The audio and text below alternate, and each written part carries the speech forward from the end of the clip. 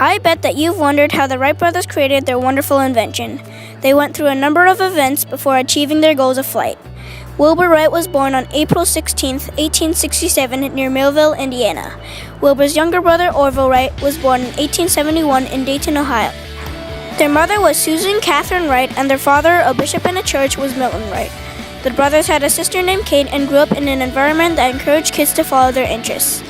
As young boys, Wilbur and Orville enjoyed making things. They constructed a sled that was faster than others, a kite that flew higher than most, and a wagon to collect junk from farmers and sell it to the junk man. During that time, the brothers learned important lessons about wind resistance and friction. In 1889, the brothers designed and built their own printing machine and printed a newspaper for Dayton, Ohio.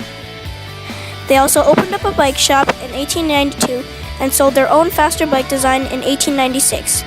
Will and Orv heard about flight scientists in a magazine they got while Wilbur was sick and got interested in aeronautics.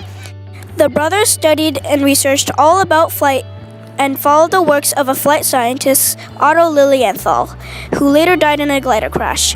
By looking at the creations of the Wright brothers, we can see that these inventors were the first people to design, build, and fly the first powered and controlled airplane, which is important because these siblings shaped the world of transportation and made it possible for modern people to fly.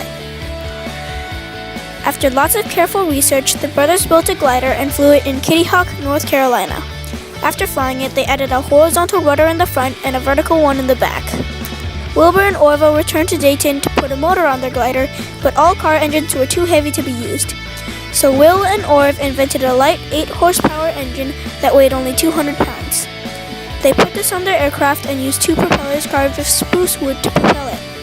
They took the airplane back to Kitty Hawk, and on December 17, 1903, the Wright brothers flew a self-propelled, heavier-than-air, controlled airplane. There were only 5 people watching the brothers fly that day. The first flight by Orville lasted 12 seconds, and he traveled 120 feet. A flight by Wilbur lasted 59 seconds, and he went 852 feet, the longest flight of the 4 that day. Later on, the brothers developed a 16-horsepower engine and applied it to their plane. One time, Orville stayed in the air for 39 minutes. The brothers demonstrated at Fort Myer for a gigantic crowd and the U.S. military. They got contracts for planes from the U.S. and some European countries.